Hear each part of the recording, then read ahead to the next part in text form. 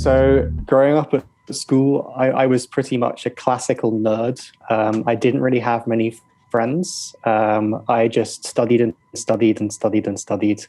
I am the son of two teachers, actually languages teachers. So again, there's that connection that we have in terms of languages. And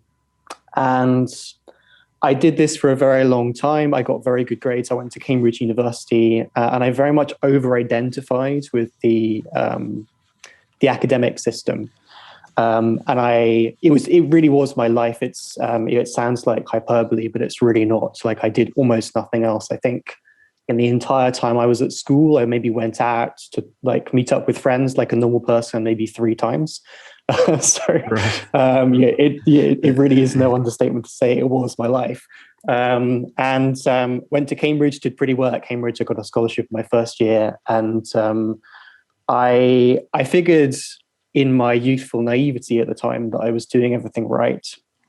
And then I was 22 and I graduated, and life gave me a huge slap in the face, because, as both of you gentlemen will be intimately familiar with, life in the outside world doesn't work the same as the education system, which actually sets you up for failure in all sorts of ways. Unless you live in academia, I mean, then you're kind of okay to a degree. But then academics really living in reality would be an interesting question to talk about. Most of them, you kind of create this like. Did you guys have the expression ivory tower in Australia? Yeah, absolutely. Yeah. So in Britain, this is associated with Oxford and Cambridge, and the kind of sense of living apart from reality, which I'm not really a fan of. But anyway, so to return to my story, I went through some very tumultuous personal times, learning a lot about relationships, about money. My first few forays into the world of employment were a huge fail. I hated working for other people. I was really surprised because I'd been really academically skilled, and I figured I would just go and what the working world would just be a breeze, but it really wasn't at all. I really, really struggled for a year. I was depressed. I was burned out multiple times. And so my solution to this was basically kind of the classic Geoff solution to more or less anything, which is I'll work harder. So I kind of doubled down on work. I decided I would start my own business, which honestly, if I'd known how hard it was going to be, there's no way in retrospect I would have done so, because as you guys will both know, self-employment can be a beast quite a lot of the time. And much to my shock, again, with my ego at the time being sky high, thinking I can do anything, I failed. I failed not only once, but I failed multiple times. So multiple failed businesses, one after the other, starting in 2013. I think there were 4 or 5 of them that just did not get off the ground at all. Got to the point where I was really, really struggling and didn't know what to do next. Had failed a bunch of times, and my self-esteem was in the gutter, as you can imagine. And so a friend says to me, why don't you become a writer? Because you studied languages at university, you've always been good at communicating, you're an articulate chap. So I say, well, I'm broke, I'm desperate, I need money, I may as well try, I've got nothing to lose. What followed ended up going from a one-man writing shop into a content marketing agency, which actually did very well. And I was actually really shocked at the time because I'd failed so much and I wasn't expecting myself then to succeed. So I hired a bunch of people, ended up selling the company at the end of 2019. And then I was like, well, what do I want to do now? Because I feel like I've achieved a measure of professional success. And I was thinking back to some of my earlier, more idealistic businesses. And I was thinking, well, why don't I try and solve a really, really hard problem? And I think one of the biggest problems in the world currently is the problem of education. And I've experienced that myself. People might say, well, I have so much privilege because I went to very fancy learning institutions and such. But I would say that it's almost more of a problem to over-identify with the system than to be under-identified in the system, because then you really can't tell apples from oranges, because you're so engrossed in this alternate sense of reality that you just have no idea how life works. So Universal Hours really set up to answer the question, what skills does each individual need to succeed in reality and to thrive, and to be a good and moral person? And then how do you teach those skills at scale? And as I said, it comes from my personal journey. Yeah. Fascinating stuff. I mean, it's I think when because we have a lot of therapists listening to the program, so sometimes our best case study is the case study we're most familiar with, which is our own. So just listening to that and sort of pretending that you were telling me a case study was really revealing. And there were so many things, and I was actually sitting like a good therapist and jotting down notes, sort of, oh yes, right, yeah.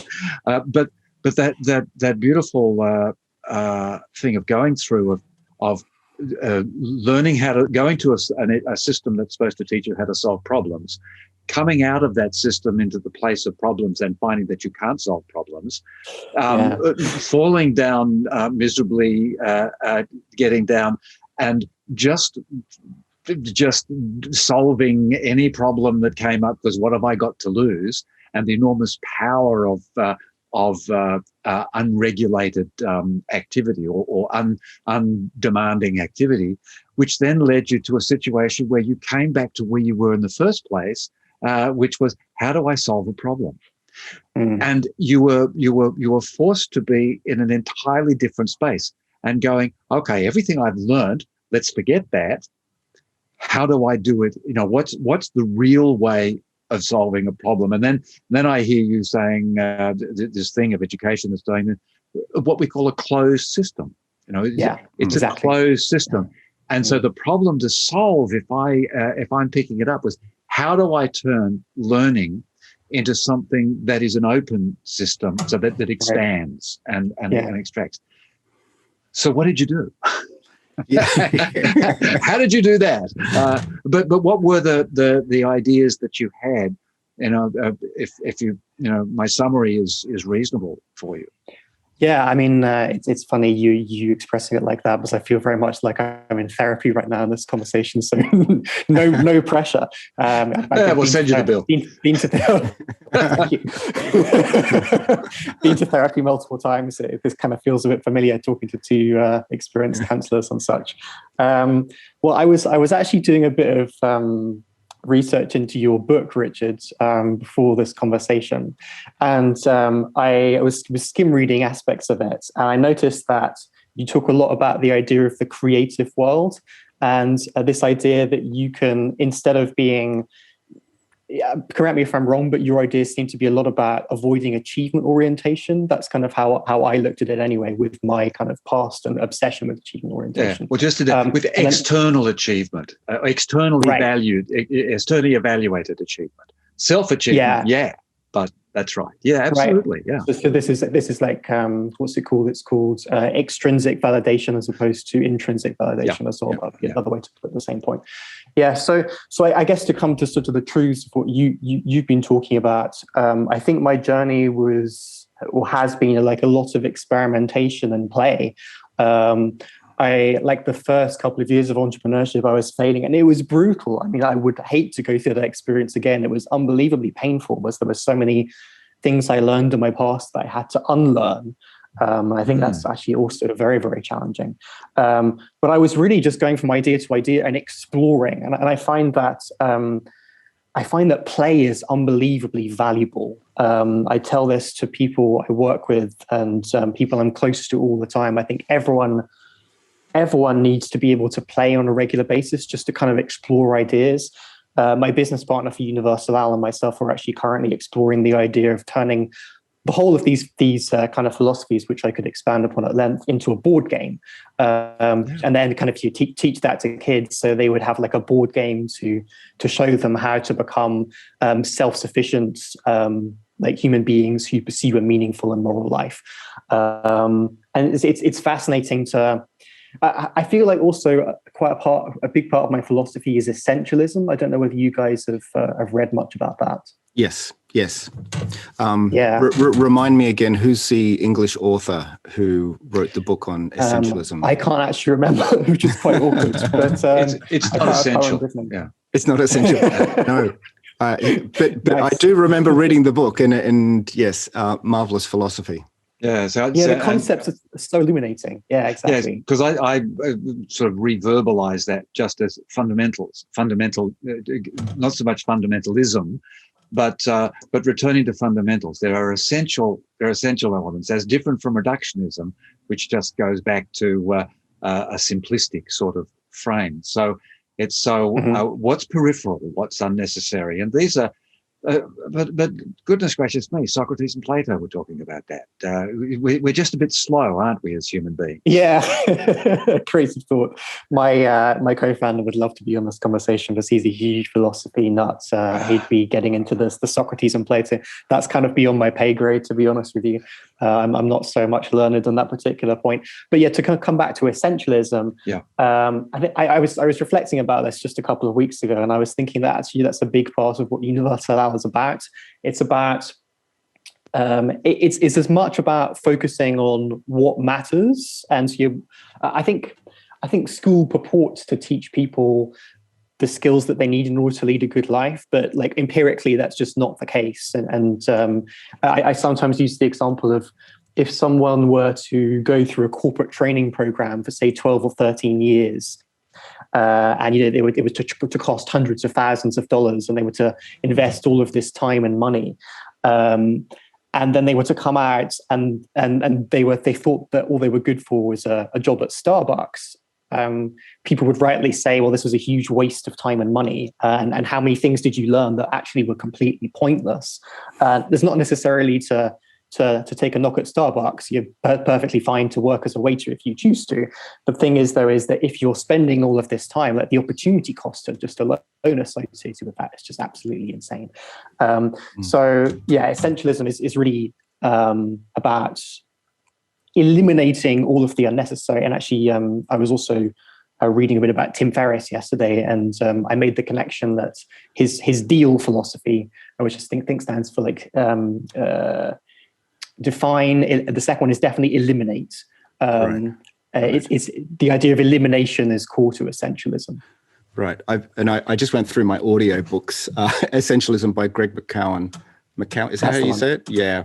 But don't ask me to break it down because I can't remember, but I do remember it. It was an awesome book. Geoff, I've got so for listeners that didn't catch it, so your project is called Universal Owl. And, that's right. And I've got it open here on the mission page. And it'd be really cool if you could just step us through some of the elements there you've got as mission for you guys. Mm-hmm. So I think the mission page begins with the education system is broken. Yes. There's so much I could say about this. Like, are there any specific aspects you'd like me to comment on, actually?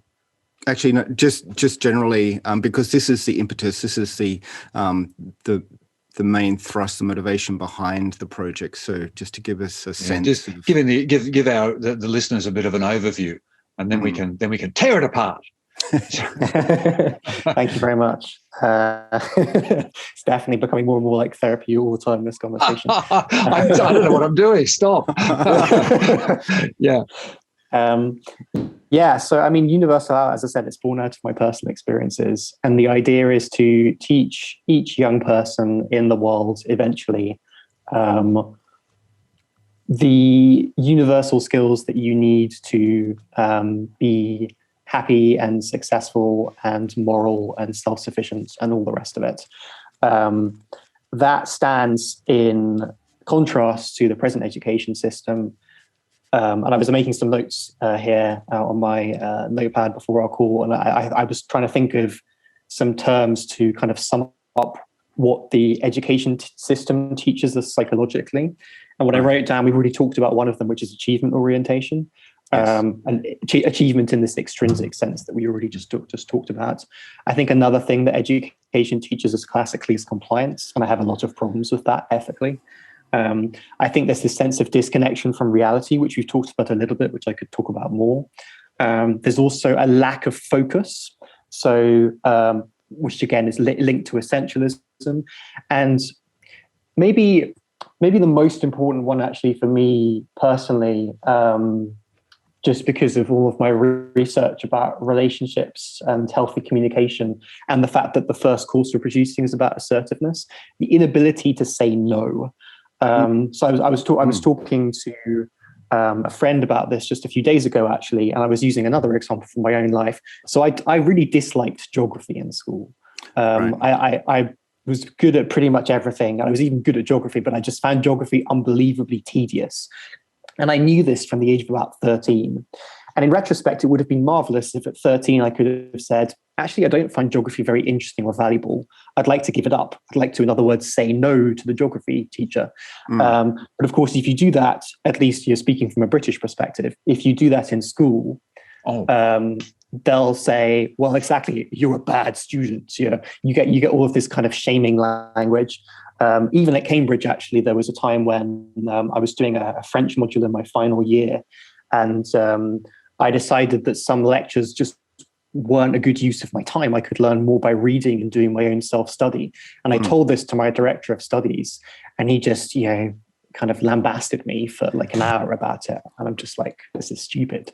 And yet in reality, if you're able to say no, I mean, you guys are the psychological experts rather than me, but all of my reading has taught me that the ability to say no is one of the most healthy things you can learn relationally. So it's like, it doesn't make any sense. Yeah.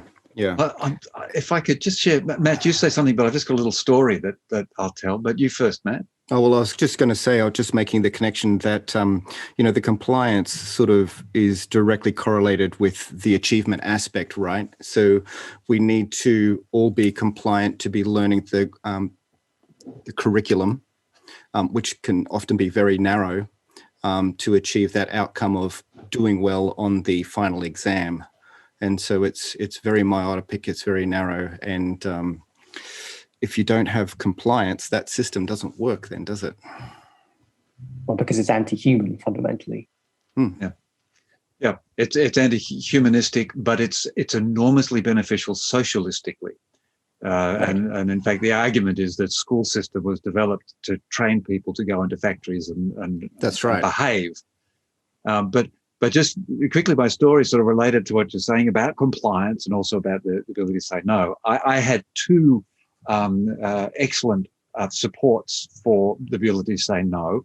One was an incredibly supportive mother, a single mother looking after me, and so I had very secure attachment. And the other one was I was quite bright, but she always encouraged me to do various, whatever I was driven to do in various things. And it was in year 11, or sort of just in high school, just 2 years before graduation, I was having a very good time, one might say. And I think actually quite rightly a few teachers got somewhat annoyed with me.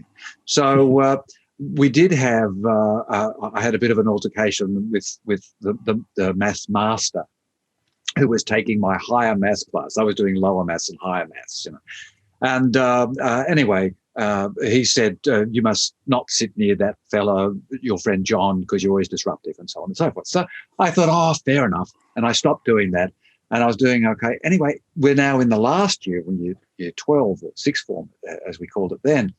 And he walked in the room, spoke a couple of sentences, looked at me and said, well, when you're ready, Mr. Hill, we will continue class. Come up to the staff room and get me. So he went off, and my little brain said, well, my mother's not going to yell at me about this. So I said to my friends, does anybody need anything at the moment? Can you go on with some work? And they said, oh, yeah, we've got work we can go on with. So I didn't go up and get him. Then 30 minutes later, the lessons were 45 minutes long, he appears back with a piece of paper that was typed in 3 colours, which I imagine was quite an effort, excusing me from his class and permitting any other maths teacher to take me on, which, of course, as I went round and asked them, they said, he's the maths master, it's not worth it, the problems. So there I was suddenly in my final year of school, just after the early March exams, then the main sort of test exams coming up in a few months' time, no maths teacher for my higher maths. I had one teacher who gave me a bit of a hand, and I did exactly what you were talking about. I found out that I could teach me. I could use the knowledge, I could use the frameworks, the textbooks, a little bit of assistance from even some of my other students. Anyway, I went along, but I do say that I'm reasonably bright. And I went in, I did the thing, and I ended up I came second in the class. He then permitted me back, long story of the having to go through all kinds of the headmaster and things to try and force it to happen. And I was sitting there when he came over, and this is a really interesting interplay that you're talking about the compliance thing, because he came over and he was really one of the classic guys, would rock onto his front toes and rock back. It just, all of the, his belt was, his trousers were too high. It was just, everything was wrong. And he said, well, Mr. Hill, which was the greatest insult in an Australian school, to call you Mr. Hill. What are you doing? And I was doing different work. He said, well, what was your mark in the exam? And I think I was 71 and the highest mark was 72. And it was a fascinating moment because, of course, he was befuddled. And he just sort of went, well, you could have done much better. And off he went. But it was a really interesting thing because it taught me that you can learn. You can learn by yourself. You don't need the strictures. You need the structures, but not the strictures of the system. Nice. And this is that a good example of what you're hoping to teach people without having to go through that incredibly difficult, struggle that I went through for 3 or 4 months? Yes and no.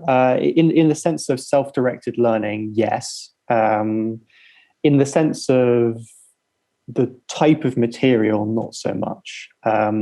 So just to kind of return to Matthew's question about Universal Owl, we cover 4 main areas, and maths isn't one of them. So that's kind of the distinction between what we're doing and what you just said. So the 4 areas are psychology, philosophy, health, and finances. And we try to fit all of the major things one needs in order to lead a functional life fundamentally, because I think a lot of Universal Hour is about being functional into those 4 categories. So it's not entirely the same, but the spirit of self-directed learning, absolutely. Yes, because I was really just describing the concept, understanding the concept, because of course that maths is quite useful in finances, I suppose. But yes, right, I had to bash my head against I had to, with a big stick to understand that that I was able to go, and then you're able to go off and learn anything. So the as I'm hearing there in the Universal Owl, it then opens up straight away through the philosophy and the psychology aspects of it. It opens up their minds to these frameworks to start with. Can I just throw something in there just about maths? Because I've got 2 boys who just tune out. One, is out of school, but when he was in school, totally tuned out of maths. Maths just had no connection with reality. And yet both of them are very skillful in doing visual effects, working in game engines, in doing modeling, rigging models in game engines. And there's a lot of maths involved in that sort of thing. And so they had a great, intrinsic motivation to work mathematically in an environment that they were keenly interested in visual effects and game engines and that sort of thing. And if there was, and it would frustrate me, if there was some way that they could, learn their maths through something that was intrinsically motivating for them, they would have aced their classes instead of failing their classes. Yeah, and the Universal Owl is really setting them up to seek that out. Is that's part of your goal, or to seek out that to seek out their intrinsic or respond to their intrinsic motivation, perhaps, is even another thing. What do you think? So currently not so much. No, Universal Owl is more currently teaching like objectively valuable knowledge. So people can use this in whichever way they choose, but like what they're actually being taught and how they're learning, just because we're doing so via means of online courses, currently that's served to the students. We do hope that as we become larger and better known, we can get people more in touch with their intrinsic motivation. As a kind of slight aside, just on the subject of intrinsic motivation, are you guys familiar with unschooling? Oh, yes, no. Somewhat. You're a little bit? Yeah, no, please. I'd like to hear. We have. What is unschooling? Yeah. We have a child at home who's being homeschooled, and so we are familiar with some people who do the unschooling aspect. Oh, I'm intrigued. Cool. Yeah, so my understanding of unschooling, Matthew, you can tell me if your understanding is different at all. So it's somewhat like homeschooling in the sense that the child is removed from a formal academic educational setting, i.e. a school building. But it's different in the sense that, at least in theory, you try as a parent to be led by the intrinsic interests and intrinsic motivations of the child. So unschooling experts talk about being the facilitator when you're the parent of an unschooled child. So, for example, say you have a 5-year-old and you're like most 5-year-old boys, he's obsessed with dinosaurs and rockets and space and other such things like that. It would then be your job as the parent to you provide him with interesting documentaries or interesting books, or maybe some toy dinosaurs that he can play with and then learning through play. And the idea is that you kind of follow that sense of intrinsic interest all the way through to adulthood, which is really interesting. And the reason why I'm thinking this in the context of maths, to come back to Richard's example, is I've read stories of parents who are concerned that their unschooled children weren't learning about things like maths and spelling and stuff. There was one case I read about where a child didn't even learn to read properly until they were about 8 or something, which is quite unusual. Nevertheless, as the children got older, they actually started to overtake their peers because their motivation to improve in the specific areas in which they were interested was larger and larger. So I think that, if you take the argument that Universal Owl's ultimate goal is to create an entirely new type of educational system, I think that educational systems in general have to be much, much more focused on intrinsic motivation than they are at the moment. The million-dollar question then becomes, how do you do that at scale? Because it requires, a very dedicated parent, to say the least, to do that for an unschooled child. I don't even know whether I could do that for my own child and run a few businesses at the same time. But it's an interesting question philosophically to ponder. Yeah, and that is the problem, the scale problem, because at scale, yes, teachers already in packed classrooms can hardly cope with doing a set curriculum. So how would they possibly, track every individual and their intrinsic motivations? Well, this takes my mind back to something that I've been fascinated with for about a decade or so. But the Peckham Experiment that occurred in England, in Peckham, in the 30s and 40s, finally finishing up in the 40s, which was very much framed around this open source, open product of education. And so the idea of it was to see if communities could operate healthily or more healthily in an open, self-organizing system. And so it, unfortunately, it closed down because it was a health-based thing. So it was with the health department. And when antibiotics became very successful, they closed it down because they said, we no longer need to have health. We can now just cure illness, which was that terrible shift that occurred. But they would they would have available all the things that that they would need, and then the children could just go down there and do whatever they liked, and they could seek out whoever they liked in order to advance themselves. And that this figure around 8 or 9 is exactly the figure the number that they came up with. That kids that came in sort of went backwards, but by the time they became 8 or 9, what they found was that the thing that they were interested in required a bit more English or a bit more economics or a bit more stuff. The subject that they didn't like, and they would seek out someone to help them do it as a natural course of events, because actually we've differentiated all these bits of knowledge, but we need kind of all these knowledges, maths, science, arts, philosophy, finances, in order to have a rounded life. Yeah, exactly. Yeah. I mean, you could make an analogy with the skills you need to run a business as an adult. I would say that most people starting a business, they come with what's sometimes referred to as the technical skill. If you look at it, I don't know whether you guys have read the book The E-Myth, but he talks about technicians. It's a very good book. Yeah. Michael Gerber, I think his name is, the author. So for people who aren't familiar with Michael Gerber, like if you're a technician in the sense that he means in the book, it could mean, for example, say you've been an employee in marketing for 5 years, and then you have a kind of well-rounded sense of online marketing, and then you decide that you want to take that skill and you become an agency owner. The problem is that to be an agency owner, you need much more than just the marketing. So to return to the previous analogy, you have to then teach yourself the knowledge that you need to fill the gaps. So that could be accounting, it could be how to acquire customers, it could be how to set up processes and manage people. These are very core business skills.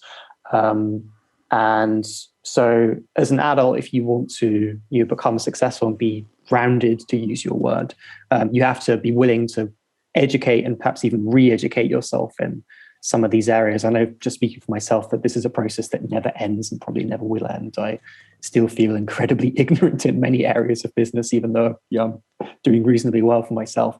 And so if adults learn like that, how much better would the world be if we already started teaching children to learn like that, as opposed to just be like, well, appeal to authority. This authority says that the world is so and so, therefore I have to believe exactly what they say and just obey them and just follow their orders and regurgitate what they tell me to.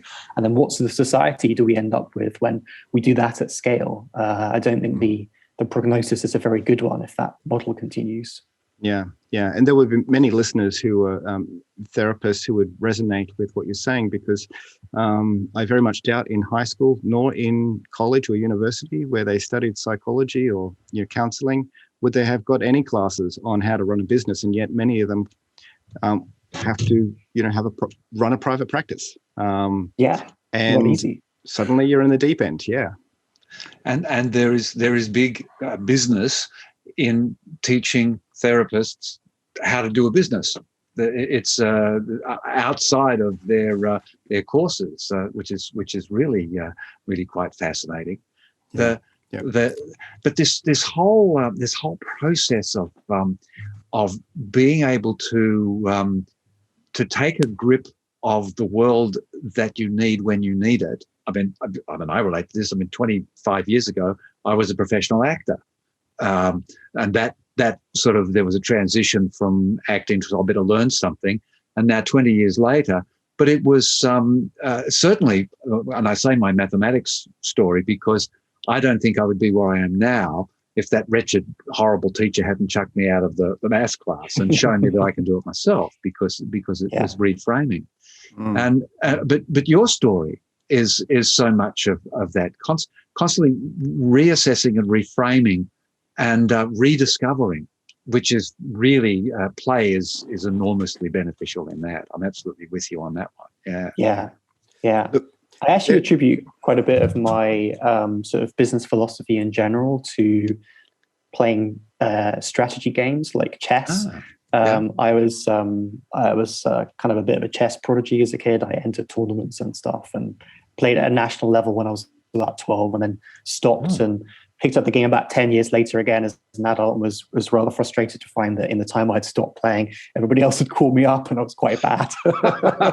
but like chess, it teaches you strategic thinking, and it also teaches you that sometimes the most persistent player wins. I play a lot of blitz chess even today, and it frustrates me no end when I have objectively a winning position, and then my opponent will just persist and persist and persist and persist. And sometimes, it's not always, but sometimes they'll beat me just by sticking through it and just by being creative. There's this concept in chess called counterplay, which is actually interesting in the context of our discussion talking about play, where you it's hard to explain counterplay, but basically you try to give yourself as many chances as possible to come back into the game and to complicate things and to make things difficult for your opponent. So yeah, I mean, I don't know what you guys think of that analogy, but I can certainly say that thinking strategically and about games in particular has definitely enriched my journey. Well, certainly, I'm thinking, persistence. I just was watching the thing about Thomas Edison, and that old thing of the 10,000. His persistence was what gave us the light globe. And and there may have been many who tried before, and the only reason they failed is because they gave up. And I remember, you would have these things of, I can guarantee you success, and of course that's rubbish. So someone started this one saying, I can't guarantee you success, but if you give up, I can guarantee you failure. Yeah, which was quite a nice little homily, So strategic thinking and people or social skills combined, from my observation, seems to be critical ingredients for some of the most successful people on the planet. And one of the things I wanted to bring up, and it's not rote learning, which seems to be a bit of, it's bread and butter of our current education system. And where that is problematic now and moving forward is with the advent of artificial intelligence and machine learning. And, we're entering a world where we don't need to be so focused on rote learning, accumulating a huge database in our brain, because a lot of those things are either at your fingertips, or artificial intelligence, machine learning is going to be doing that for us. What are your thoughts about that, Geoff? That's a very interesting side question. I would say the first thing I would say is that I think it's less anxiety-inducing than most people think it is. The world has gone through numerous types of industrial revolution previously, and I think there's this tendency to think that a lot of people won't quite know what to do with themselves. And whilst that may be true in the short term, I think that history shows us that humans are incredibly adaptable creatures, and that somehow we'll figure out exactly what the future of work looks like. So I think that would be the first thing I would say. I would agree with the thrust of what you said, though, Matthew, in the sense that we don't need to be as obsessed with rote learning and just the blind doing of mechanical, repetitive tasks, if those can be outsourced to machines. And I think that's another argument against the present education system in its current form. So when I was 18, I did a paper on Bismarck and Bismarck's Germany. And actually one of the most interesting parts of that for my work these days was looking at the origins of the Western education system. And it wasn't just created to make factory workers, as is often thought, but it was also created to make obedient soldiers. There's an anecdote about Bismarck getting angry that some of his soldiers were doing the incredibly unreasonable thing of running away from a battle where there was no chance of them surviving. I mean, who would imagine white people would do that? And so he was like, the soldiers need to be more obedient, very German. He's like, authority. And so how do we do this? And so the modern education system actually originated in Prussia in the 1870s and 1880s. And then that model was exported to America in the early 20th century and taken up by the General Education Board, I think it was called, or the GED, something along those lines. I forget the exact terminology, and then kind of propagated through the rest of the world. So obedience is literally where this idea of education comes from. And to come back to Matthew's point, economically and technologically, we're going to reach a limiting point. And I think that started to happen. I mean, discussions about the education system being broken and being a gross waste of money, especially in America, where the cost of a college degree is frequently six figures. I think those conversations have become mainstream. I don't know whether. And one of the reasons why I started Universal Hour is because I don't really see that many other people trying to form some kind of universal solution to this. I see politicians try to do that, and politicians tend to just make everything worse. Let's not get into that. We try and avoid politics as much as possible as Universal Hour. I think that's one of the things we say on the mission statement, in fact, as well, that we think that politics tends to just make everything worse. Therefore, we believe in non-political solutions to societal problems. Yeah. So just circling back to artificial intelligence, there's a lot of arguments where a lot of people that blog about the mechanization of pretty much every sort of job you can think of, and the question, what are we going to do? What's the future of work? And the common themes that always come out is what we're going to need is creativity, people skills, and exactly what you're saying about being able to strategize and strategize in a creative way. Machines are not great at doing any of those things. And nor really would we want to give up our capacity to be creative and have a creative imprint on the world to a machine. So these skills, some would call them maybe soft skills, are absolutely vitally important.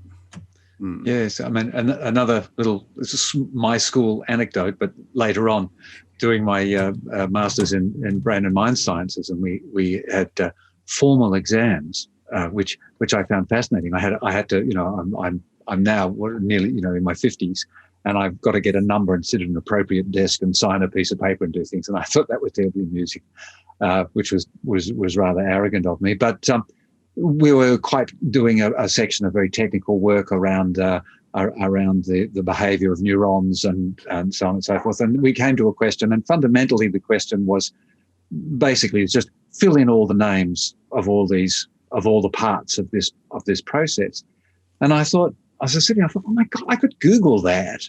I mean, the question should be, on the basis of what this process is, what sort of therapy, what sort of therapeutic approach, or what sort of therapeutic understanding or client understanding do you need to get? And of course, I wanted that question because nobody else in the class would answer that, because they were all, sort of that very robotic and brilliant. I mean, they scared the hell out of me because they knew everything, but they didn't know how to treat anybody. Which was the fundamentals of the course. The creative part is the key. Yeah, it was interesting. I mean, we could even broaden the conversation about allopathic medicine in general. This idea in Western medicine where we're just obsessed with diagnosing people and giving them whatever drugs they need at the particular time. It'd be much more interesting to look at the person holistically and then try to figure out why, where do the symptoms come from? And we always like this principle of 7 whys, like always asking more and more whys until you get to the ultimate cause is interesting. I wanted to respond to something that Matthew said earlier, which is interesting about creative thinking. I presume you guys have read The 6 Pillars of Self-Esteem by Nathaniel Branden? Yes. No. Yeah. So there's this idea in that book, which I think is really, really awesome, about competence and self-efficacy, and that being just a huge thing that's correlated with self-esteem in general. Actually, one of my writers for Universal Hour is a former PhD psychologist, and she hates the idea of self-esteem. She thinks it's a useless concept. But I'd invite you to maybe read that article on the website. So I think we're running out of time here gradually. So one of the key insights I think from that book, which helped me, was that like self-esteem is correlated with self-efficacy and knowing that you are good at things. And I think that's an interesting insight if you're an intelligent person who's stuck in academia, which I think constitutes a certain percentage of the population, especially in their teens and early 20s when you're stuck in academia. And then you come into, just from my own journey, you come into the regular world and you're just like, why does nothing I learn work? And it's unbelievably depressing. And so then you see the sort of negative side of what I'm talking about, that if you lack competence, your self-esteem goes into the gutter. So I guess what I'm trying to say is that raw IQ is not sufficient. You actually have to have real life competency in all of its different forms. And then to come back to what we were saying about unschooling, if you don't have a competency in a certain area, your life experience will show you that that's the case. And then you have to go and playfully engage with that area of life, and you'll probably fail a few times. But if you see failure as part of the journey and nothing to be ashamed of, which was a huge, huge, huge realization for me, then eventually you'll figure it out. And that's the key to it. We need to repair self-esteem, and we need to return self-esteem. But that only assumes that self-esteem can be broken, and that self-esteem can require repair. And of course, if your esteem is based in yourself, then that's okay. But if your self is based in external standards and values and systems, then of course you're in great deal of trouble. One of the words I find has been ruined by this externalized world is the word responsibility. Whereas nobody wants to be responsible, because responsible means who's at fault, who's guilty, who's wrong. And that person inevitably will have to pay some kind of price in order to repair the situation. But the word really comes from response-able. And are you response-able? Oh, well, I failed at this. Well, clearly you need to learn some more responses because you were not response-able enough. And it's more about ownership than blame, in other words. Yeah. You weren't self-efficacious enough. And I loved his one, but looking at that, the self-efficacy and the competence, been banging that drum for 30 years and no one listened. But finally, sort of popular science brought it in, which was great. But it's pulling in these ideas, and it's not so much what we need to fix. It's realizing that if we need to fix something, then something's broken. And this is what I think you've done. And people sort of say, how do we fix education? You say, you must first acknowledge that it's broken. And that's what you've done, which so eloquently too. It's so obvious. I mean, it's how much more empirical evidence do we need as a society before we're able to acknowledge that it's broken? I mean, it's kind of a controversial way to start our mission page, but it's just so obviously true. And your truth is my highest value, as I'll tell my girlfriend and my friends frequently. I think like integrity as well. I mean, that's another thing that Nathaniel Brannan talks about a lot in this book. To go back to what you were saying, Richard, about extrinsic versus intrinsic. Like if you're constantly living for extrinsic validation, your self-esteem is going to be very, very fragile. But if you so another personal anecdote of mine, I used to have a very big marketing client who was paying us about 6 figures a year. It was a huge contract for me at the time, but the guy was a huge jerk. And so we kind of rode off the back of this contract for a couple of years, and we put up with all of his nonsense. And eventually I got to the point where I just fired the client. And, 2015, Geoff would have just been shocked that I had the temerity to do anything like that. Because it's just like, why on earth do you fire someone who's giving you that much money? It doesn't make any sense. The problem is that I realized that I was attaching my satisfaction and self-esteem actually fundamentally to the fact that this guy was paying us so much money. And in so doing was like just hemorrhaging myself in so many different ways, because we were just exposing ourselves. There's always a cost, right, in life. Like I think that's another thing that people need to understand. And the cost of this guy's money was putting up with all of his objectively toxic behavior. And so when I learned that, I was then able to distance myself from it and say, actually, my sense of security and my sense of integrity as an individual is something I can always control internally. Like there are internal metrics to that. And that was one of the most freeing decisions I ever made in my life. The client was completely baffled. He was like, Geoff, I've paid you, hundreds of thousands of dollars. And I'm just like, yep, I don't care. Bye. Yes. Yeah.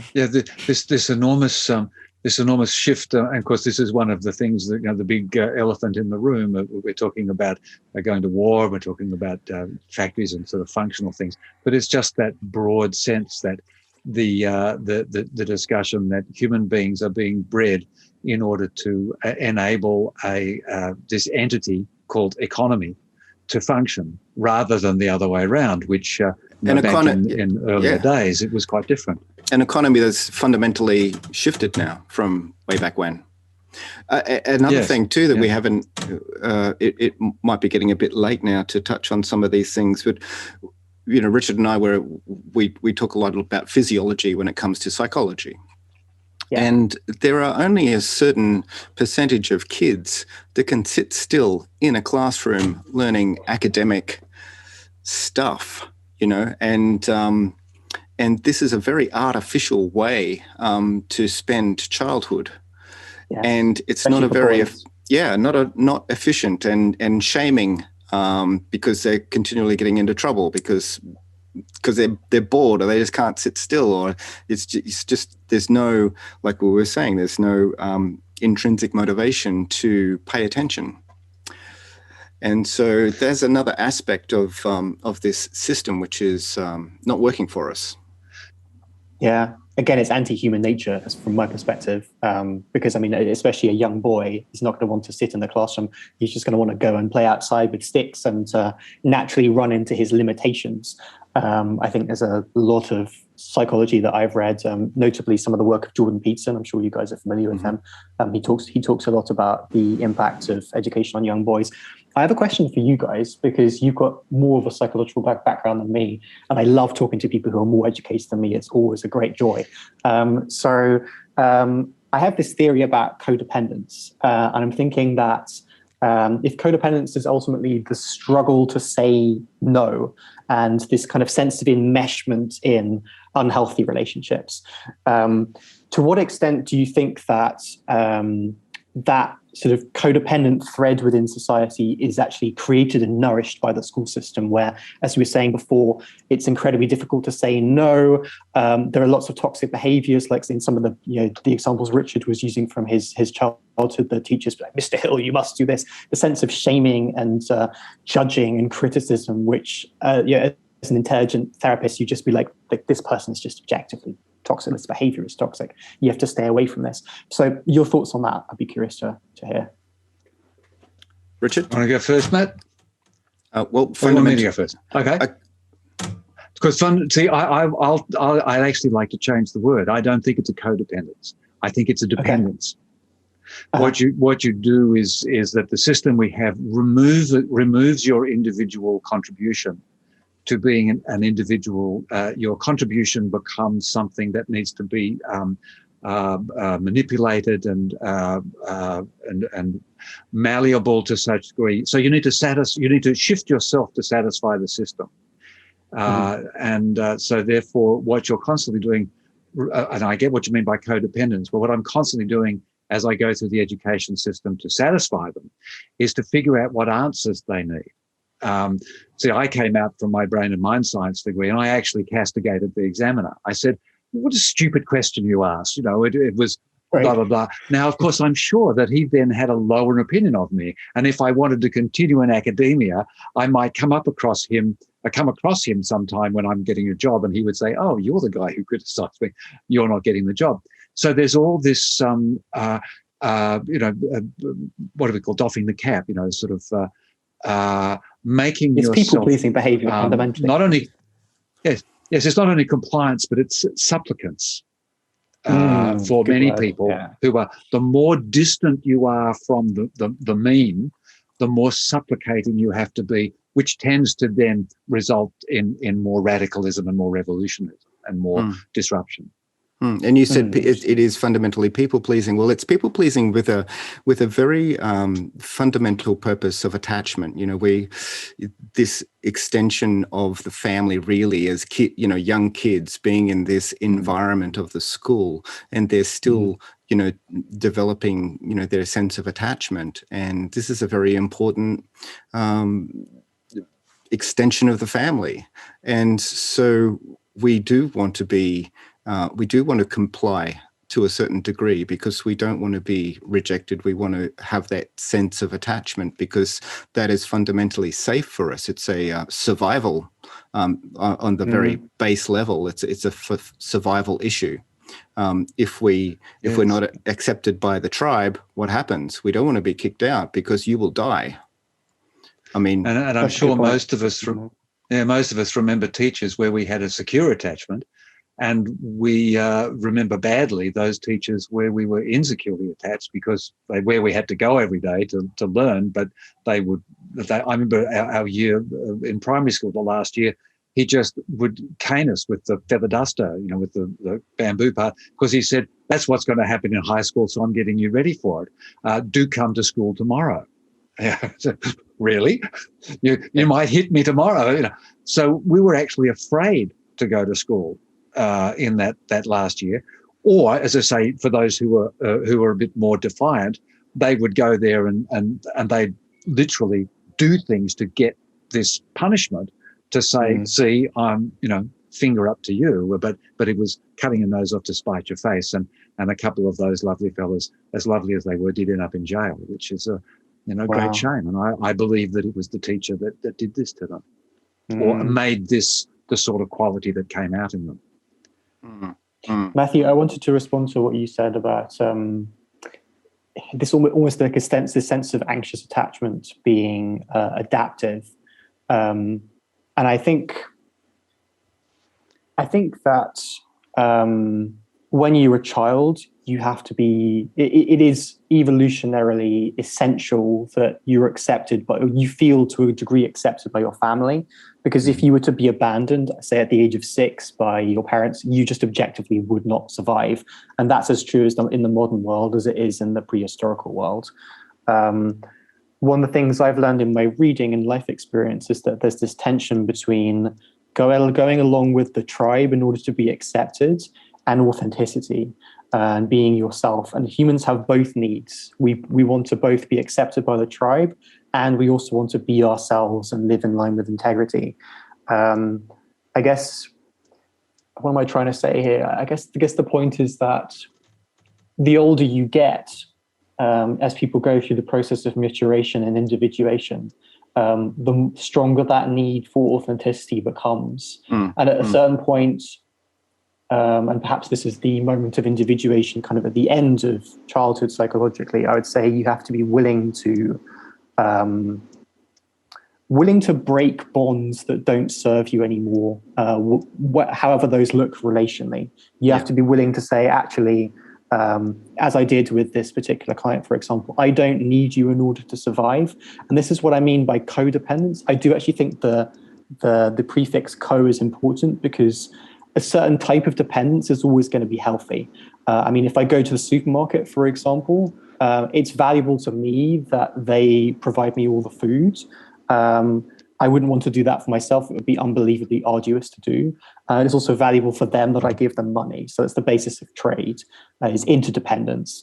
Codependence, I understand it, and I haven't heard other people talk about it in this sense. It's a sense of forced dependence, that I must, to use Richard's word, supplicate myself. I thought it was a very good choice of word, in order to gain the approval of some kind of external force, and that is just dysfunctional. And I think the less we have of that in society, the better.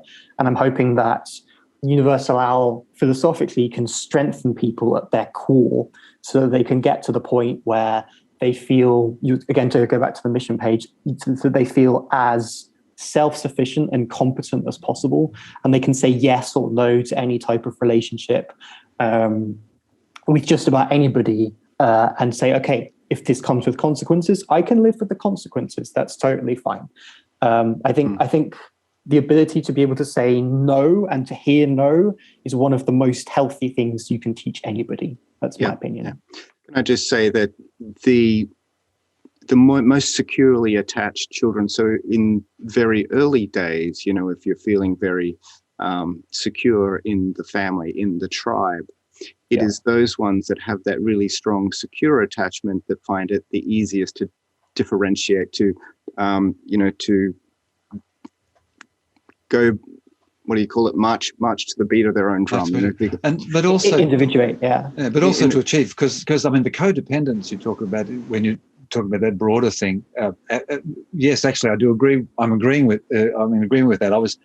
I was referring more just to the classroom situation, the school classroom situation, although there's a certain amount of codependence there in the sense of you need the school to be provided and so on and so forth. Mm-hmm. But it is it's almost a struggle to regain at least a homeostatic thing of codependence, let alone individuality as you move out into the world. Definitely, yeah. And it's and that sense of being able to understand your own play in the game, because of course we're interdependent. Is the natural state of human behaviour, is to be and not only do we interdependent, we're interdependent in order to grow. Our brains grow interactively. We co-regulate our emotions, so we co-soothe each other as well as we co-assist each other, and so this codependence is a poor cousin to these more comfortable, self-assured relationships that bring on to a more expansive, thriving situation that you were talking about earlier on. Indeed, but it's a journey, right? Like people are born and they are incredibly codependent. Like when you're an infant, you're so dependent on your family, and you couldn't survive without them. And then the older you get, I love the idea of age appropriateness in psychology. It's one of my favorite concepts. Like the idea of age appropriate behavior in child psychology is super, super interesting. I've got a friend who's a pediatric nurse in the UK, and we talk about this quite frequently.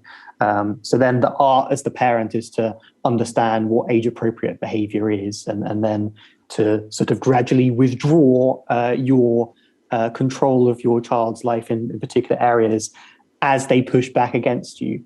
And I think that analogy is interesting from the perspective of the education system. I think the degree to which we're infantilized in the education system is absolutely astounding. I think, Matthew, you may have even used that in your email to me, that exact term, infantilization, or maybe you used homogenization. It was something along the same lines. Yes, well, I picked that from your website, actually. It's one of your key points as part of your yes, that resonated strongly. It's on your mission. It's on your mission page, yeah. And how we just keep, treating young people like little kids, rather than leading them towards this, self-sufficiency.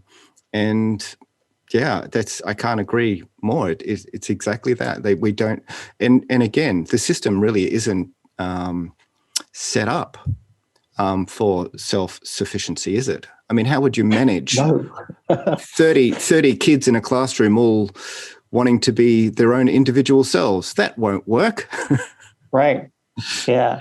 I'm reminded of, I know a guy in Germany who is around my kind of age, so early 30s. And he's still in formal education, but unlike Richard, for example, who had a career as an actor and then decides to go and retrain, which is a very different matter. Yes. He's never provided for himself financially. He's got, in German it's called BAföG, which is like it's kind of like a sort of financial assistance from students. He's lived off that and like student dead end jobs. And from my perspective, he's not started his life as an adult. He's not learned to look after himself. He's not gone into the working world and had to deal with negotiation and conflict, which is so unbelievably important to be able to deal with these things. It's also skills that we're trying to teach at Universal R, by the way, negotiation and conflict, because I think they're important. And I think that my friend, he's been infantilized and just doesn't know it. And it's tragic. You're someone who is a believer in human potential. I look at that and I think it's tragic. I think it's really sad. I would love to see him you go out and it sounds strange, but like to go out and fail and actually to learn from those failures and to just see that as just life experience and play. I think that he would really benefit from that. Geoff, you've got one course up on Universal OWL. I'm assuming like the first and only course that you've got available at the moment. That's right. Yeah, on communication. So just give us a little brief précis on what that's about. Mm-hmm. So we were thinking a lot about what the first course was that we wanted to release, and we decided that because of my background in marketing and writing and languages, and my partner, he's been a writer and a communicator, and actually also has a background in acting, funnily enough. So that's yet another commonality that we have. He's been doing those things for about 20 years. So we figured that communication would be the place to start. And then the question is, well, what aspect of communication do you want to talk about? Because it's obviously a huge, huge subject. And we figured we would go straight to the fundamentals immediately, because that's what's helped me the most with my personal journey. And I know also from the perspective of John, my business partner, that these have helped him a lot. So the purpose of the course is to teach the difference between assertive communication, aggressive communication, and passive aggressive communication. And it's very much an overview. So the course is, depending on your speed, most people do it between an hour and 2 hours, I would say, on average. Mm-hmm. And it's replete with practical examples and quizzes and handouts that will teach you in an interactive sort of way how to recognize these types of communication pattern in yourself and in the people around you. And the hope is that by raising people's consciousness in this area, they can have more functional relationships across across all dimensions of life. And the target audience is young people. So we want to talk to people between 16 to 25. And we want to kind of intervene early, to use therapeutic language, and get them to take this knowledge throughout their lives. That's the plan. It's absolutely fundamental, and it is something that we're infantilized with communications. I mean, that was the great thing about being in acting school. In fact, I did a workshop recently called Almost Everything I Know in Psychotherapy I Learned in Acting School. Nice. Because it's true. And that sense of what other people are like, and discovering the other person in yourself and various aspects. But we're not taught that. And in fact, it was something we were talking about, a movie the other day, a thing called Brain on Fire, which is about the PANDANs, the NMDA encephalitis, which causes it's just an inflammation, but it causes psychiatric and type of conditions. But one of the things I was saying to Matt was what amazed me was the excellent depiction of how infantile or how young or how unsophisticated is the average person's ability to be aware of somebody else's health and well-being.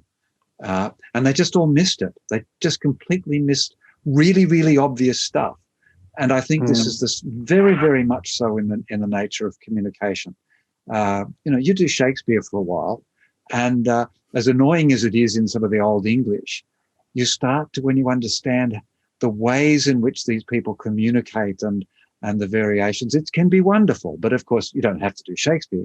But it is an extraordinary thing to explore these fundamental natures of when someone says that, what do you think they're on about? I mean, it's quite extraordinary how people will have very limited and simplistic sort of views. So, well, what a wonderful place to start. It is the most fundamental place to start. I congratulate you. Thank you. I appreciate that. And to just echo your comments, absolutely. Should be one of the last things we say, was I know we've already been talking a while. It's late in Australia.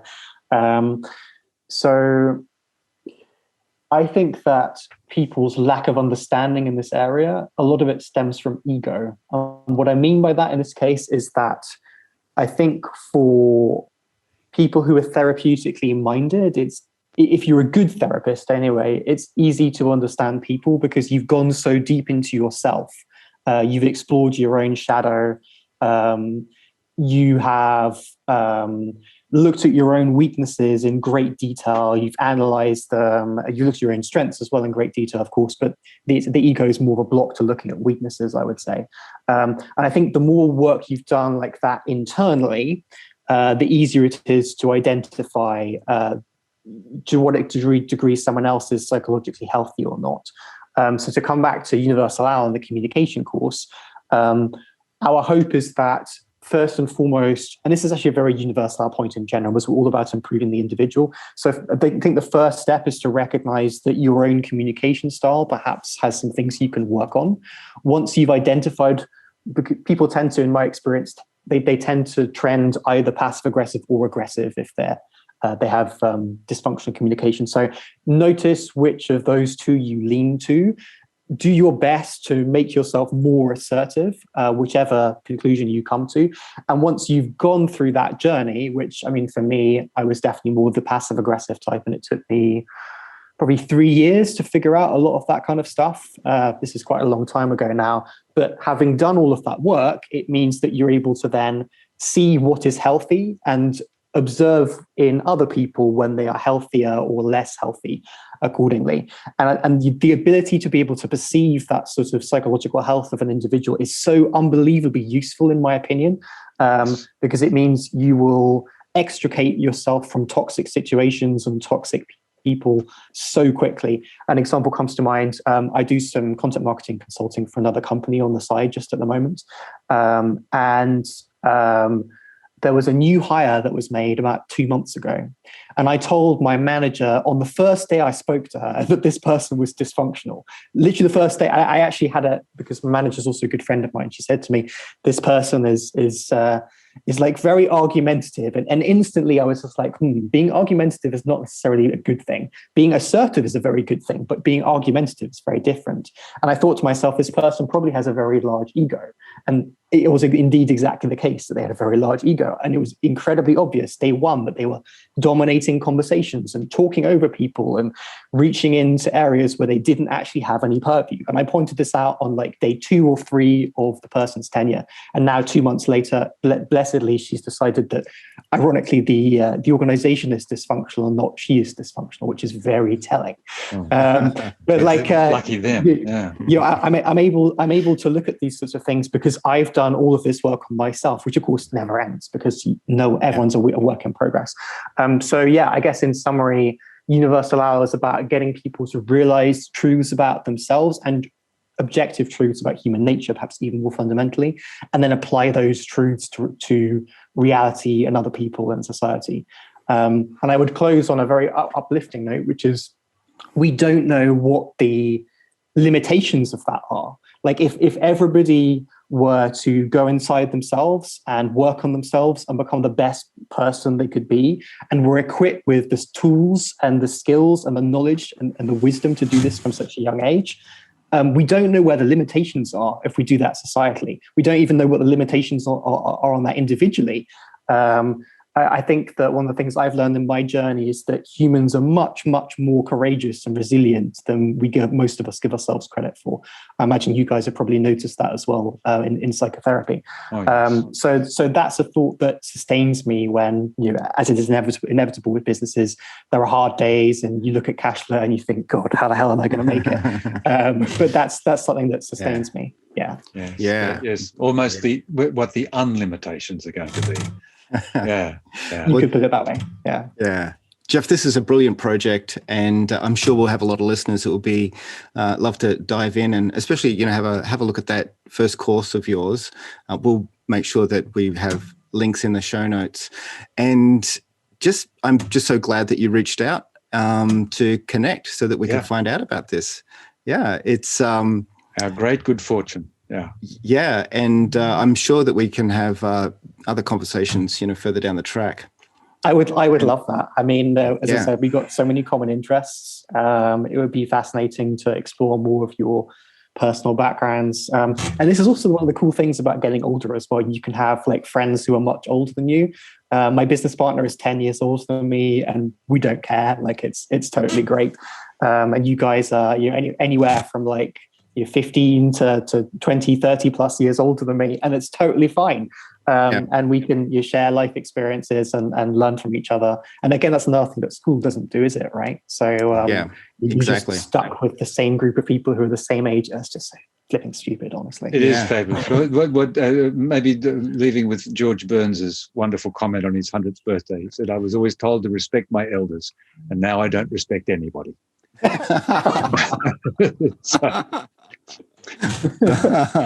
So on that bright and delightful note, I've got 30 or 40 years to go before I don't respect anybody.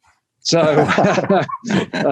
but for now, I've had an enormously delightful conversation with you, Geoff. Thank you so much for spending some time with us. Yeah, thanks, Geoff.